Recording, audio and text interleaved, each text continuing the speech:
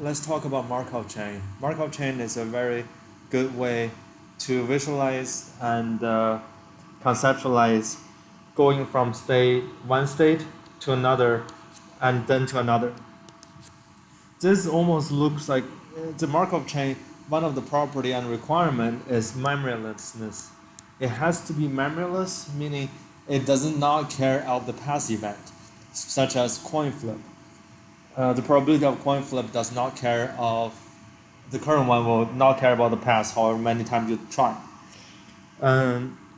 So this looks almost like a flow to a degree of a probability. Then we can use that as a model. You almost like a fluid dynamic. Those physical system has conservation laws. Thus, we have almost like a conservation of momentum, in the sense. We have conservation of flow, probability flow. So we can imagine a state 2, you flow from one to another. These two should sum to 1, because you can only have your total flow has to be the probability sum to 1, and at all the states, that's probability from j to I. So here's a notation. If you wanna check in details, you can pause and read through them. And at any time steps, like you have n steps. All state add together should equal to 1, which is obvious because the probability of all states should add to 1. And this, importantly, is pretty much going from J, a state n plus 1, a step n plus 1, a state I. You can go from pretty much summing from a step n, starting from J, multiply probability of from J to I. So just going from all the places towards I, sum together. This is an important equation. We will use it repeatedly throughout this concept. A steady state for certain chain, it will will become the probability a certain state will become constant given long enough time. Thus, create a steady state. It also still have a steady flow of probability, but it will be stabilized. Like just like a laminar flow of water through the pipe. If you have a constant velocity, it's steady, but not constant. It's not like at any given moment it's still moving. So the notation at n steps n to the infinity, a state I is a constant. We said that notation for convenience as pi I. At a steady state, we can imagine n equals at n as step n and n plus 1 all should be equal to pi I. And based on the equation we have here, this is n plus 1 and n is should be all pi I, so pi I pi j, and going from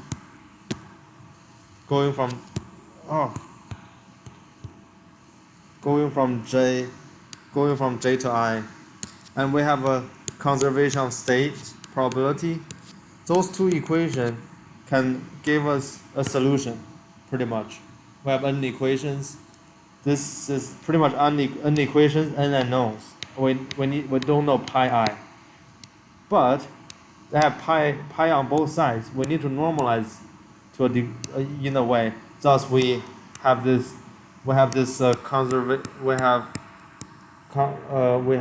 sum of probability equal to 1 to normalize pi.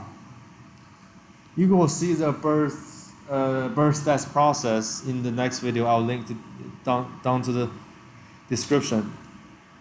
we'll calculate pi I for deaths and births, Markov process. So for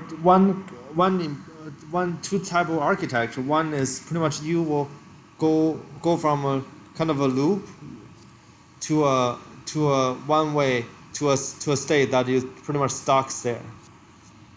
We call this rate of being take to stuck there absorption rate. At those or state those state is already been absorbed, we call it new, like going from a time it takes from going from I state to a stuck state as time steps equals mu I. If you're already on a stuck state, of course it will be 0. Otherwise, you go from here. You can consider at imagine at a step I. Step I, you go from step I go to step J. This is one step, right? And then from J to the stuck state takes mu J. Thus we have so in total it takes 1 plus mu J steps. Is step here, one step, and then mu J, one step and mu J steps. And going from I to J have a probability of Pij. And we can separate it into two terms. One is this, another is this. Since sum of Pij, as we discussed here, is 1, thus we have this nice equation to describe absorption rate. In a different architecture, it's just all going into a loop. We can have a mean recurrence time of t. So pretty much as how long it takes starting from S after steps Ts, we go back to S. We define Ti as starting from I, and it takes how long, the shortest time to go to S. So similar to this, to absorption rate, we can imagine we can go from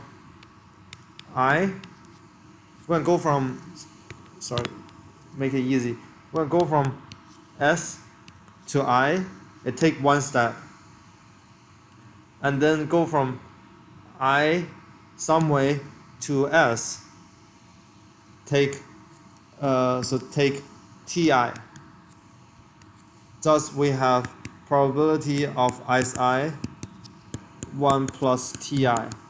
It's just exactly the same thing here. Then we have